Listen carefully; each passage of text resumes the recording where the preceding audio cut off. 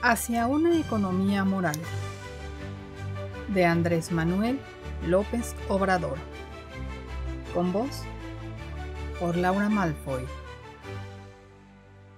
Capítulo 3, parte 6. En el fragmento anterior, que fue el capítulo 3, parte 5, nos quedamos en que nunca más se van a ejecutar órdenes tan cobardes e inhumanas como las que se ejecutaron durante el gobierno de Felipe Calderón. El siguiente fragmento dice: se acabó la época de los llamados daños colaterales que afectaban a la población. La prueba más contundente de que existe una nueva política de seguridad se expuso con claridad ante la crisis de terror que se vivió por la tarde del jueves 17 de octubre en Culiacán, Sinaloa, con el operativo de detención con orden de extradición de Ovidio Guzmán, hijo de Joaquín Guzmán Loera. En esta verdadera prueba de fuego, debido al elevado riesgo que provocaron los delincuentes al salir a la calle con armas de alto calibre, se prefirió detener el operativo y liberar al implicado para evitar una masacre en la que hubieran perdido la vida más de 200 personas, la mayoría civiles, según el cálculo de las Fuerzas Armadas. Podrán decir nuestros adversarios que demostramos debilidad, pero nada vale más que la vida de las personas, como lo afirmaba con finura y buena prosa el general Felipe Ángeles. La política no es un fin, la revolución no es un fin, son medios para hacer hombres a los hombres. Nada es sagrado, excepto el hombre. Hay algo frágil, débil, pero infinitamente precioso que todos debemos defender: la vida. Con la convicción de que la violencia engendra más violencia, y tomando en cuenta el justificado reclamo ciudadano por la inseguridad, el actual gobierno decidió cambiar las medidas de guerra por una política de paz y seguridad integral que ataque las mismas raíces del descontrol delictivo y de la pérdida de seguridad, y que tenga como objetivo inmediato la reducción de los índices de criminalidad. La Estrategia Nacional de Seguridad Pública establece los siguientes objetivos: erradicar la corrupción y reactivar la procuración de justicia, garantizar empleo, educación, salud y bienestar, pleno respeto a los derechos humanos, regeneración ética de las instituciones y de la sociedad, reformular el combate a las drogas, emprender la construcción de la paz, recuperación y dignificación de las cárceles, articular la seguridad nacional y la seguridad pública y la paz, repensar la seguridad nacional y reorientar a las Fuerzas Armadas, establecer la Guardia Nacional y crear coordinaciones nacionales, estatales y regionales. Aunque la argumentación de esta estrategia viene explicada en el Plan General de Desarrollo, reitero que, entre las acciones principales para conseguir la paz, destaca el hecho de que se están creando mejores condiciones de vida y de trabajo para atender las causas que originan la violencia. Es decir, lo principal es que haya empleos, buenos salarios, bienestar y se garantice a los jóvenes el derecho a la educación y al trabajo. En todo ello estamos actuando, pero también nos ocupamos de auspiciar la regeneración ética de las instituciones y de la sociedad. En el ámbito de la seguridad pública y el combate a la delincuencia organizada, la regeneración ética es optar por los métodos pacíficos y la confianza previa en el buen comportamiento de la mayoría de las personas.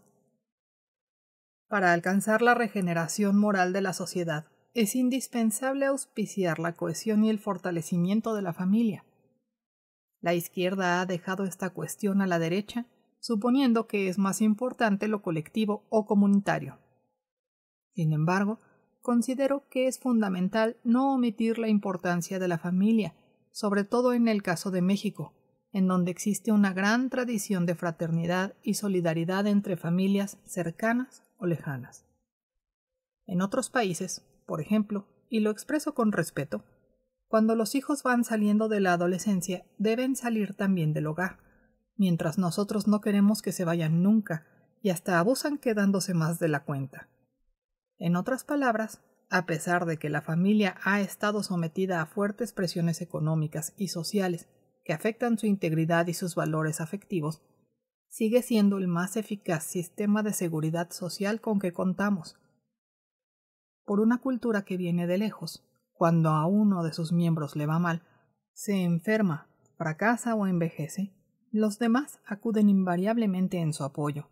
Esta institución que durante el neoliberalismo resultó muy dañada porque padeció como nunca de pobreza, desintegración y olvido, debe ser ahora atendida en lo material y fortalecida en lo espiritual para que siga siendo un núcleo de felicidad y pueda desempeñar una función central en la regeneración de la vida comunitaria y la consecución de la paz y la tranquilidad del país.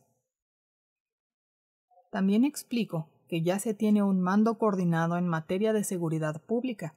El Gabinete de Seguridad es encabezado por el presidente. Sesiona de lunes a viernes de 6 a 7 de la mañana en Palacio Nacional. Participan los secretarios de Seguridad y Protección Ciudadana, Gobernación, Marina y Defensa, y se convoca con regularidad a otros servidores públicos. Este modelo se replica a escala estatal y regional, con la participación de los coordinadores federales, los ejecutivos estatales y sus comandancias de policía y seguridad pública, así como con invitaciones especiales a las fiscalías y autoridades judiciales locales. Hasta ahora se han desplegado 71,000 elementos de la Guardia Nacional que actúan en 150 coordinaciones territoriales del país, aunque la meta es llegar a 140,000 elementos en 266 coordinaciones en todas las regiones de México. La nueva estrategia de seguridad pública ha consistido también en no tolerar la tortura ni ninguna otra violación a los derechos humanos.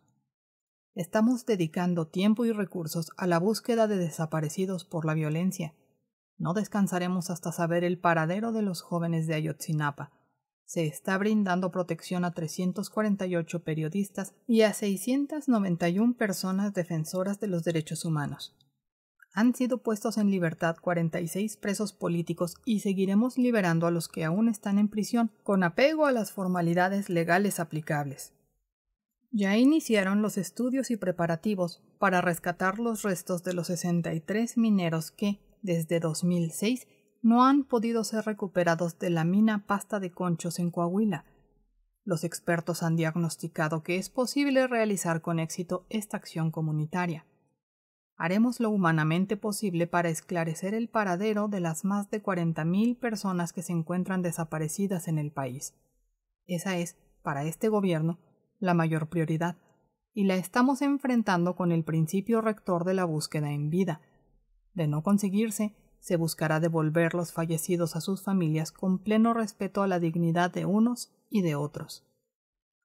En este espíritu, la presidencia a mi cargo instruyó a las secretarías de Gobernación y de Relaciones Exteriores a aceptar la competencia del Comité de Naciones Unidas contra las Desapariciones Forzadas, a fin de recibir y examinar comunicaciones individuales caso por caso. Se invitará de manera formal a esa dependencia de la ONU para que realice una visita oficial a México en el segundo semestre del año próximo. El gobierno federal tiene la plena disposición de atender las recomendaciones internacionales. En lo interno, se establecerán convenios de colaboración con distintas instituciones para reforzar con métodos científicos los programas regionales de búsqueda de desaparecidos, atendiendo las preocupaciones de las familias. Además, está por presentarse una iniciativa legal que permita hacer efectivo el mecanismo forense extraordinario y que al menos 200 elementos de la unidad de búsqueda de la Secretaría de Seguridad de Protección Ciudadana trabajen adscritos a la Comisión Nacional de Búsqueda. Estamos devolviendo el doloroso asunto de los 26,000 cuerpos sin identificar que permanecen en los forenses del país y mantenemos una estrecha colaboración con familias de víctimas de la violencia. Ni el ejército ni la marina se han utilizado ni se utilizarán para reprimir al pueblo. Se terminó la guerra de exterminio contra la llamada delincuencia organizada, ya que no se permiten redadas, masacres ni desapariciones de personas. El Estado ha dejado de ser el principal violador de los derechos humanos. quiero agradecer el apoyo y la lealtad de los soldados y marinos que han aceptado el desafío de garantizar la seguridad pública con pleno respeto a las libertades fundamentales y a los derechos humanos, y con el uso regulado de la fuerza. No olvidemos, el marino y el soldado son pueblo uniformado. Sobre este grave asunto de la inseguridad, aun cuando sigue siendo un asunto pendiente, hemos logrado frenar la tendencia al alza en homicidios y se ha reducido el robo de vehículos. Pongo de ejemplo estos dos ilícitos en los cuales prácticamente no hay cifra negra y que reflejan mejor la realidad en esta materia. Reitero que, aunque todavía no tenemos buenos resultados en cuanto a la disminución de la incidencia delictiva en el país y que ésta constituye nuestro principal desafío, estamos seguros de que lograremos serenar a México con trabajo coordinado de todo el gobierno, con perseverancia, profesionalismo, honestidad y, sobre todo, con acciones guiadas por el principio de que la paz es fruto de la justicia. 10. República amorosa y fraterna. Como ya he abordado con amplitud los temas de honestidad, desarrollo, justicia y seguridad, ahora expreso el fundamento para hacer posible la existencia de una república amorosa, concepto que he venido definiendo y delineando en años recientes. En mi opinión, la decadencia que padecemos se ha producido tanto por la falta de oportunidades de empleo, estudio y otros satisfactores básicos, como por la pérdida de valores culturales, morales y espirituales. Por ello, mi propuesta para lograr el renacimiento de México tiene el propósito de hacer realidad el progreso con justicia y al mismo tiempo auspiciar una manera de vivir sustentada en el amor a la familia, al prójimo, a la naturaleza, a la patria y a la humanidad. Los seres humanos necesitan bienestar. Nadie puede ser feliz sin trabajo, alimentación, salud, vivienda o cualquier otro satisfactor básico. Un hombre en la pobreza piensa cómo sobrevivir antes de ocuparse de tareas políticas, científicas, artísticas o espirituales. Federico Engels lo explicó magistralmente en su discurso ante la tumba de Carlos Marx, argumentando lo siguiente. Así como Darwin descubrió la ley del desarrollo de la naturaleza orgánica, Marx descubrió la ley del desarrollo de la historia humana. El hecho, tan sencillo pero oculto bajo la maleza ideológica que el hombre necesita, en primer lugar, comer, beber, tener un techo y vestirse antes de poder hacer política, ciencia, arte, religión, etc., que por tanto la producción de los medios de vida inmediatos, materiales, y por consiguiente la correspondiente fase económica de desarrollo de un pueblo o de una época, es la base a partir de la cual se han desarrollado las instituciones políticas, las concepciones jurídicas, las ideas artísticas e incluso las ideas religiosas de los hombres, y con arreglo a la cual deben, por tanto, explicarse y no al revés, como hasta entonces se había venido haciendo. Pero el sentido de la vida no debe reducirse únicamente a la obtención de lo material, a lo que poseemos o acumulamos. Una persona sin apego a un código de principios no necesariamente logra la felicidad. En algunos casos, triunfar a toda costa y en forma inescrupulosa conduce a una vida vacía, infeliz y deshumanizada. De ahí que deberá buscarse siempre el equilibrio entre lo material y lo espiritual, procurar que a nadie le falte lo indispensable para la sobrevivencia y cultivar los mejores sentimientos y actitudes hacia nuestros semejantes. Cuando hablo de una república amorosa, con dimensión social y grandeza espiritual, propongo regenerar la vida pública de México mediante una nueva forma de hacer política, aplicando en prudente armonía 3 ideas rectoras: la honestidad, la justicia y el amor. Honestidad y justicia para mejorar las condiciones de vida y alcanzar la tranquilidad y la paz pública, y el amor para promover el bien y lograr la felicidad. Como hemos sostenido más de una vez, la crisis actual se debe no solo a la falta de bienes materiales, sino a la pérdida de valores. De ahí que sea indispensable auspiciar una nueva corriente de pensamiento para promover un paradigma moral del amor a la familia, al prójimo, a la naturaleza y al país. La descomposición social y los males que nos aquejan no solo deben contrarrestarse con desarrollo y bienestar, y mucho menos con medidas coercitivas. Las acciones para mejorar en lo material son importantes, pero no bastan. Es preciso también fortalecer los sentimientos humanitarios. La importancia de no hacer nada, de Oscar Wilde, sostiene que le parecían abominables los pueblos que, por el culto de su bienestar material, olvidan el bienestar del alma, que aligera tanto los hombros humanos de la pesadumbre de la vida y predispone gratamente al esfuerzo y al trabajo. A partir de la reserva moral y cultural que todavía existe en las familias y en las comunidades del México profundo, y apoyados en la inmensa bondad de nuestro pueblo, estamos emprendiendo la tarea de exaltar y promover valores individuales y colectivos. Es urgente revertir el actual predominio del individualismo por sobre los principios que alientan a hacer el bien en pro de los demás. Sé que este es un tema muy polémico, pero creo que, si la regeneración moral no se pone en el centro de la discusión y del debate, no iremos al fondo del problema. Debemos convencer de la necesidad de impulsar cambios éticos para transformar a México. Solo así podremos hacer frente a la mancha negra del individualismo, la codicia y el odio que nos ha llevado a la degradación progresiva como sociedad y como nación. Quienes piensan que este asunto no corresponde a la política, olvidan que la meta última de la política es lograr el amor y hacer el bien, porque en ello radica la verdadera felicidad.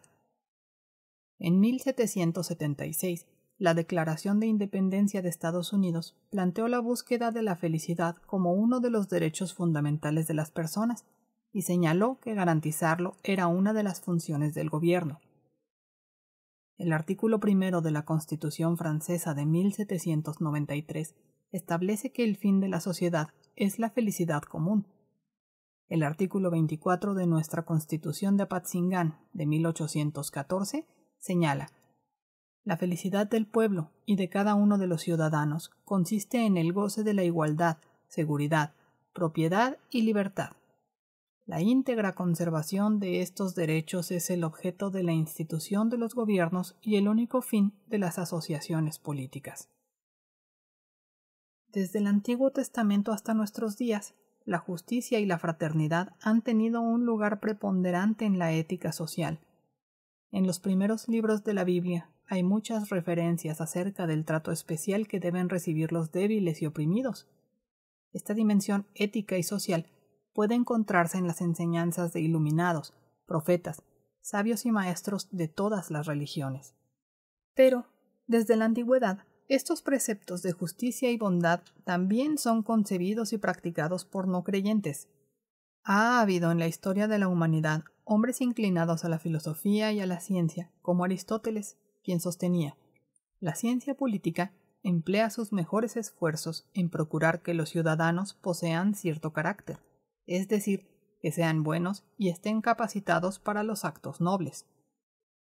En los tiempos más recientes y en nuestro continente se sabe de revolucionarios partidarios no solo de la justicia, sino de la bondad.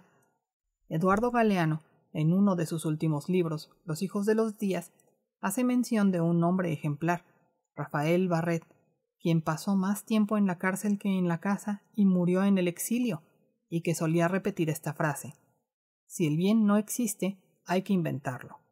Y para no ir tan lejos, es cosa de leer las cartas que Ricardo Flores Magón dirigía desde la cárcel de Los Ángeles a su adorada María, su dulce criatura.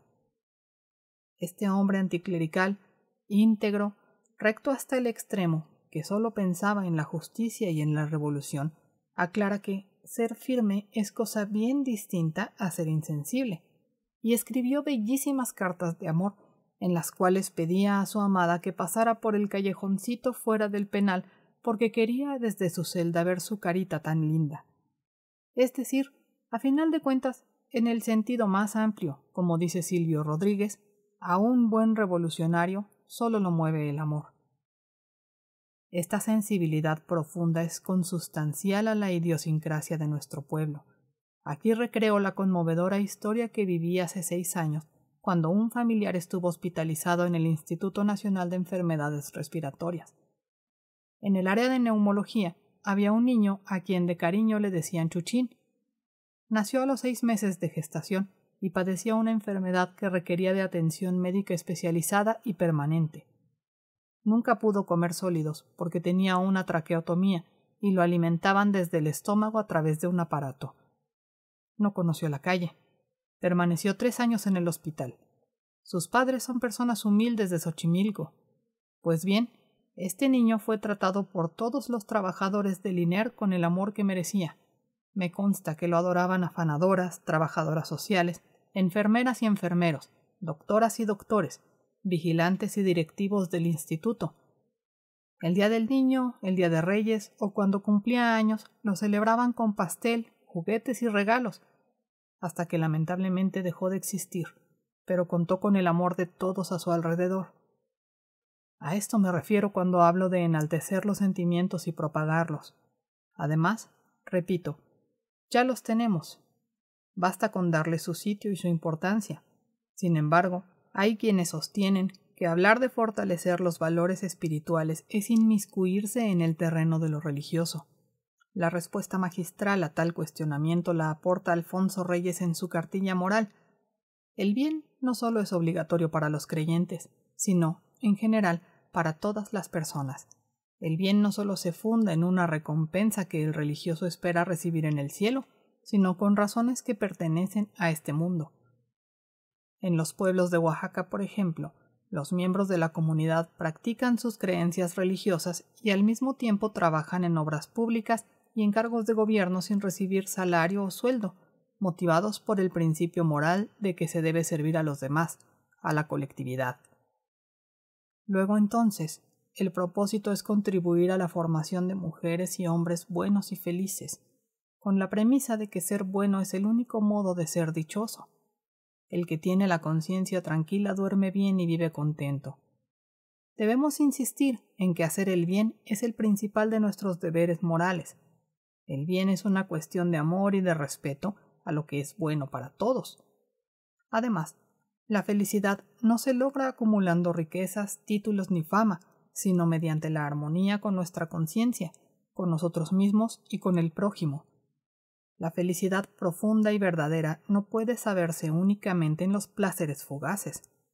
Estos aportan felicidad instantánea, pero si no se ha otorgado a la existencia propia un sentido adicional y trascendente, después de ellos queda el vacío de la vida, que puede ser terriblemente triste y angustioso. Cuando se pretende sustituir la entrega al bien con esos placeres efímeros, puede suceder que éstos conduzcan a los vicios y a la corrupción, y que aumente más y más la infelicidad.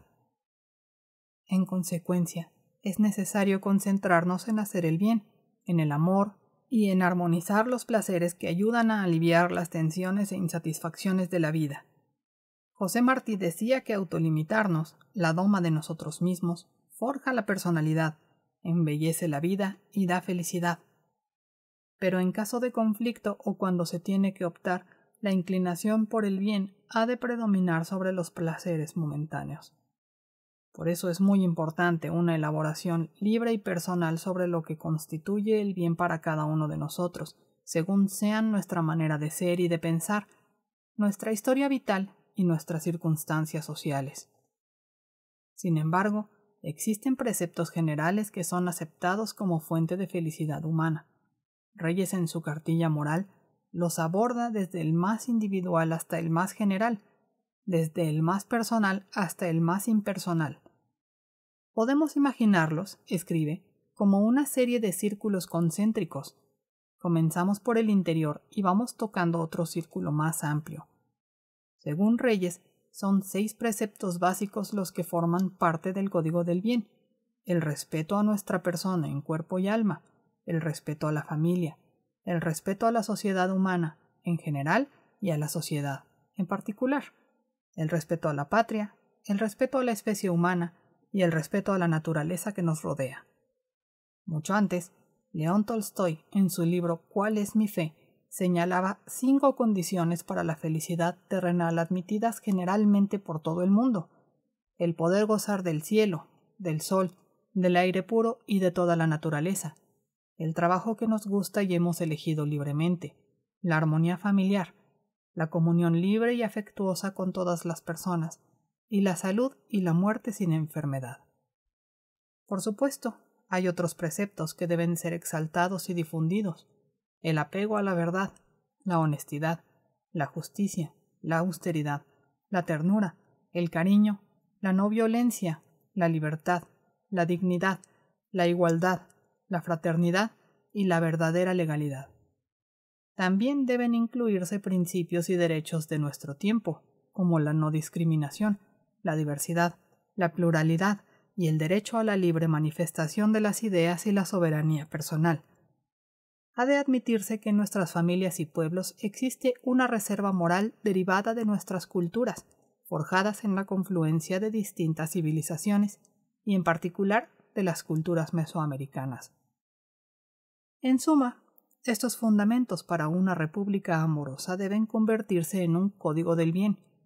De ahí que mantengamos el compromiso de convocar, con este propósito, a la elaboración de una constitución moral a especialistas en la materia, filósofos, psicólogos, sociólogos y antropólogos, así como a todos aquellos que tengan algo que aportar al respecto, ancianos venerables de las comunidades indígenas, maestros, padres y madres de familia, jóvenes, escritores, poetas, mujeres, empresarios, defensores de la diversidad y de los derechos humanos, practicantes de diversas religiones, librepensadores y ateos. Informo que ya empezamos con foros de consulta y existen reportes sobre las opiniones. La información se comparte y pronto, muy pronto, los organizadores José Agustín Ortiz Pinchetti, Verónica Velázquez y Enrique Galván Ochoa nos convocarán a participar en el Congreso de Reflexión, Análisis y Aprobación de la Constitución Moral. Una vez elaborada esta Constitución Moral, vamos a fomentar valores por todos los medios posibles. Los contenidos serán transmitidos en las escuelas, en los hogares y a través de impresos, radio, televisión y redes sociales.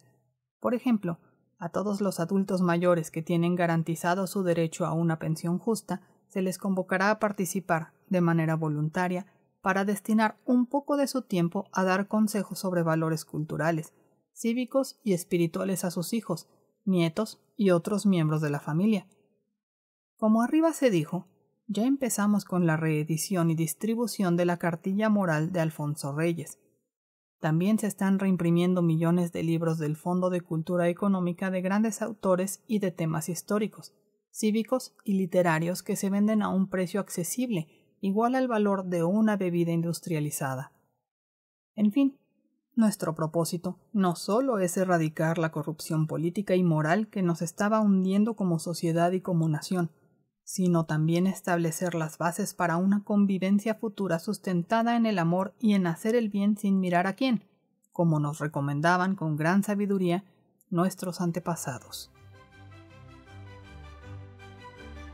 Y hasta aquí finalmente logramos terminar el capítulo 3, que constó de 6 partes nada más, y vamos a dar paso en el siguiente video al epílogo.